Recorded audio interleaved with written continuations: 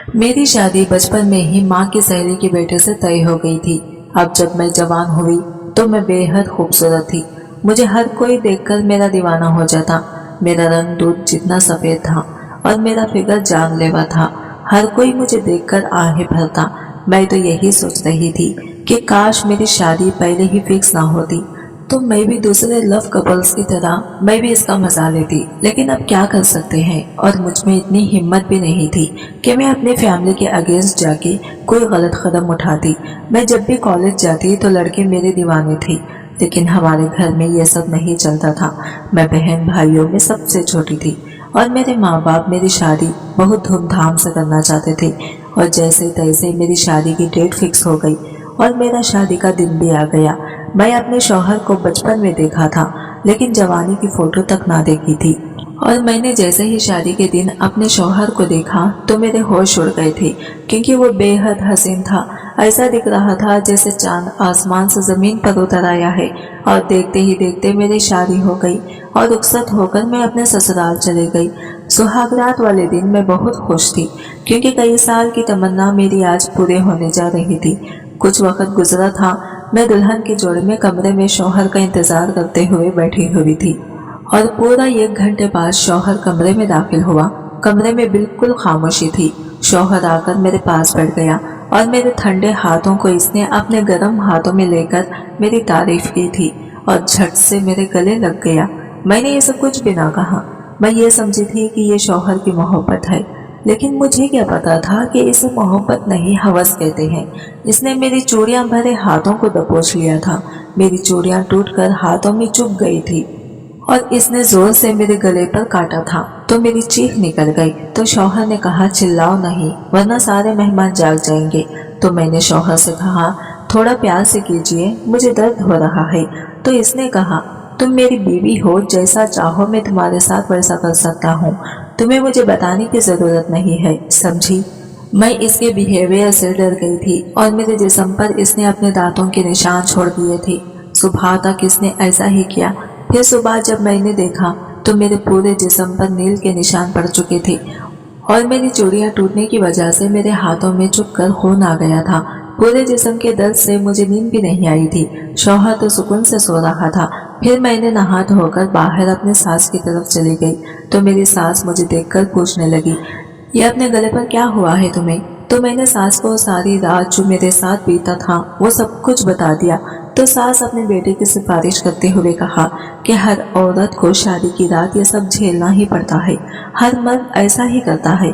तो मैंने आगे से जवाब दिया, मम्मी जी हर मर्द नहीं, सिर्फ आपका बेटा। ये सब बातें हो ही रही थी कि कमरे से मेरे शौहर की चीखने की आवाज आई।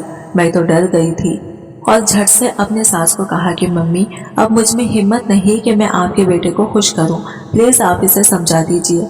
तो मेरी सास ने कहा, रमीजा हर औरत को ये सब करना ही है, तुम जाओ अपने कमरे में वरना तुम्हारा शौहर तुम पर गुस्सा हो जाएगा। मैं अपने कमरे में चली गई और फिर से मेरा शौहर वही सब कुछ करने लगा। मैं फिर एक बार मेरी हालत बहुत बुरी हो गई थी। ऐसे ही हर रोज होने लगा। मेरी दूध जैसी रंगत अब पीली पड़ चुकी थी और हमारी शादी को 4 महीने हो गए और फिर मैं उम्मीद से हो गई। डॉक्टर ने इतला दी थी कि मैं बेड रेस्ट में रहूं, तो मुझे सास ने इनके ही कमरे में सोने की इजाजत दे दी। अभी मैं सास के कमरे में सो ही रही थी कि मेरे शौहर ने आकर मुझे घसीटना शुरू कर दिया। सास ने मना किया कि तुम्हारी बीवी पेट से है, तो इसने बिना सुने ही मुझे अपने कमरे में ले गया और सारी रात मेरे साथ जबरदस्ती की। और जब सुबह हुई तो मेरे पीरियड शुरू हो गई।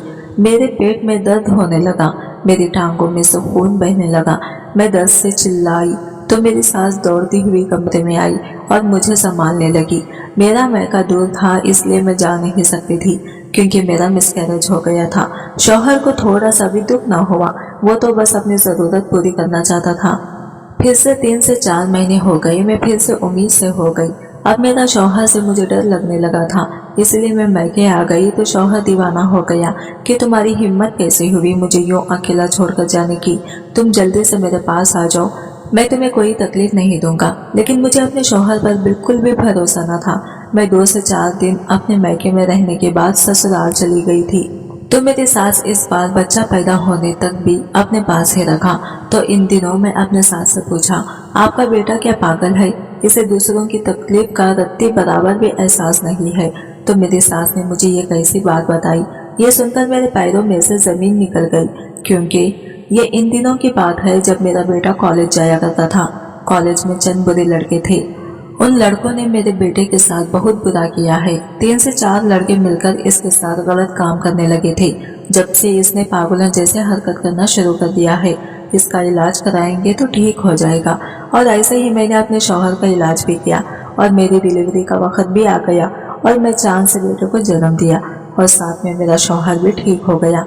अब मेरा शौहर मेरी बहुत इज्जत करता है और प्यार भी बहुत करता है। कुछ वक्त देने से जिंदगी बर्बाद होने से बच जाती है और हाँ, सब्र का फल मीठा होता है। सब्र से मेरी जिंदगी बर्बाद होने से बच गई और अब मैं बहुत खुश भी हूँ। आज की छोटी सी स्टोरी आपको कैसी लगी कमेंट करके जरूर बताएगा। और हाँ, वीडियो अच्छा लगा है तो लाइक शेयर जरूर कीजिएगा और हमारे चैनल को सब्सक्राइब करें फ्रेंड्स। मिलता है अगले वीडियो के साथ, तब तक के लिए बाय बाय, टेक केयर, अल्लाह हाफिज।